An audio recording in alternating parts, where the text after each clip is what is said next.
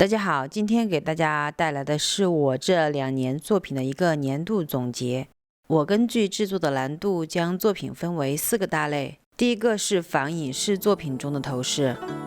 这个系列很多都是我前期的作品，现在看真的是回忆满满。如果大家都和我有同样的回忆画面，请把知道的作品的名字打在弹幕上哦。这个时期的作品都是在以前我的一个小房间里给大家制作的，拍摄也比较简陋，大部分背景就是一个黑色的或者是白色的布，前面打上一个灯光来给大家做展示。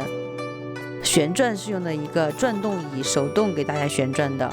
所以大家可以脑补一下，在转动画面的某一处有一个身影蜷缩着转动着椅子的画面。后来在白墙上挂起了一个帘子，所以有的时候也会用这种茶色的背景来拍。虽然拍摄条件比较简陋，但是幸好嘛，大家都比较喜欢我的作品，都去看作品去了，就没有去介意说是我是怎么拍出来的。后来因为作品越来越多，家里的小房间也没办法去存放了，所以就搬回了父母的家里。我家的3楼以前是空出来的，堆了很多的杂物，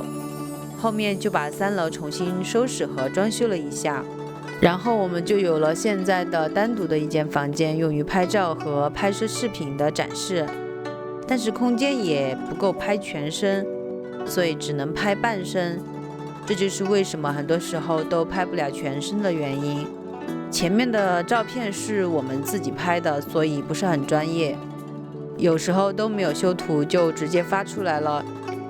有一段时间很多粉丝已经看不下去了，私信给我说要帮我们修图，这个时候我才迫切的意识到视频的质量真的是非常的需要提高。后来我们请了专业的摄影师，并且又更新了相机和灯光的设备，终于我们视频的质量有了非常大的提高。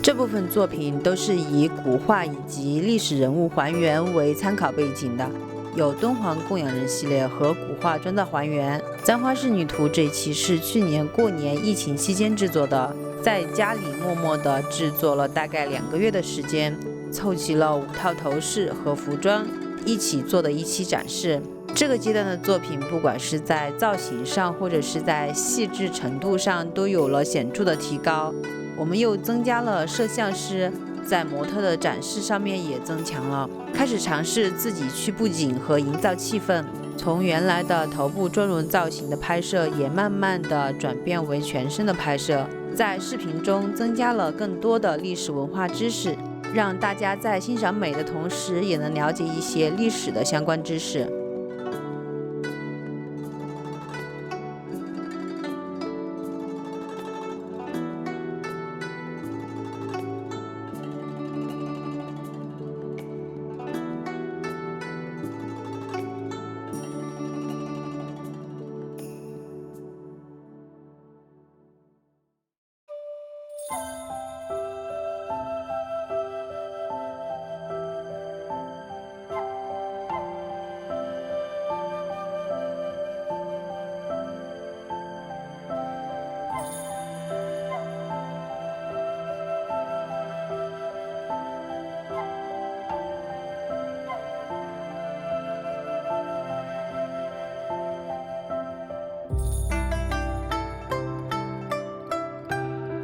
第3个部分就是创意系列了，这也是我最喜欢的一个系列，同时也是最难的一个系列。有的时候一个好的创意灵感会比你要去做什么会有意义。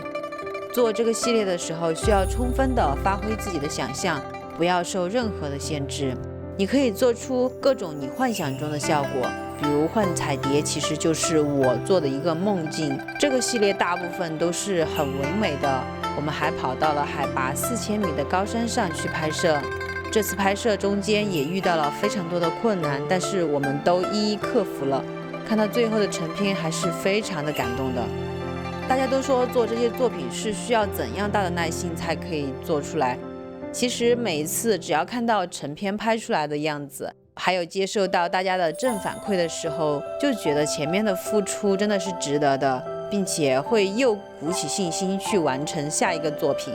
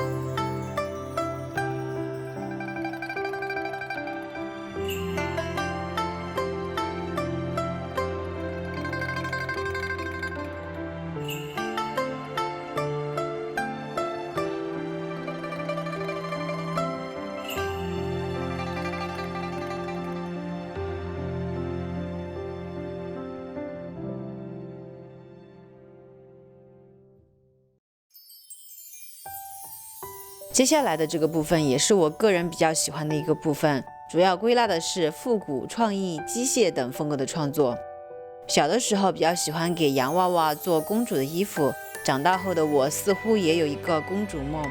在这个系列中，似乎时间已经被定格在这短短的几分钟的视频，独自享受这段美好的画面。我觉得做作品会将自己和现实剥离开来，一切美好的憧憬都蕴含在作品之中，所以这个系列是美好的，是轻松的，是纯粹的。接下来的时间，我想留给大家静静地观看这一段有意义的视频。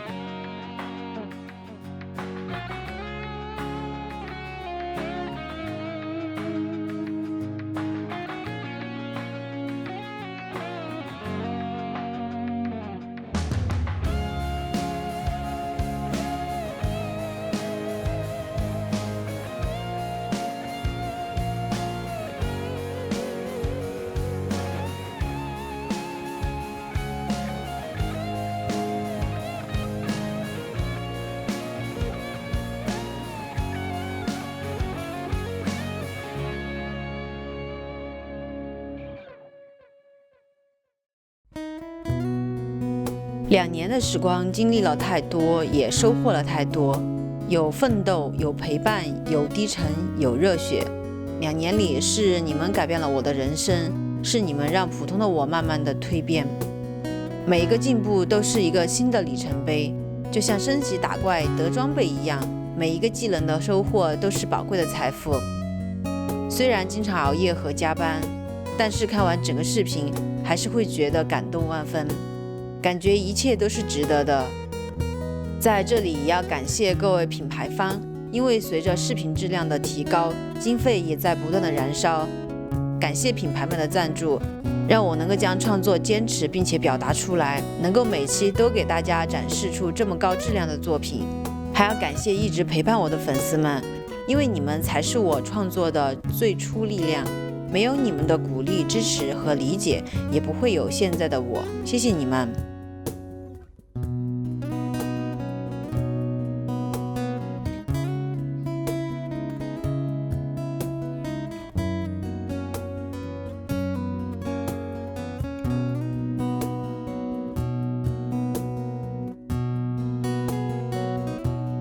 看到这里，不知道大家有没有问题想要问我？如果有的话，可以通过评论区留言告诉我哦。好了，本期的视频就到这里，我们下期再见，拜拜。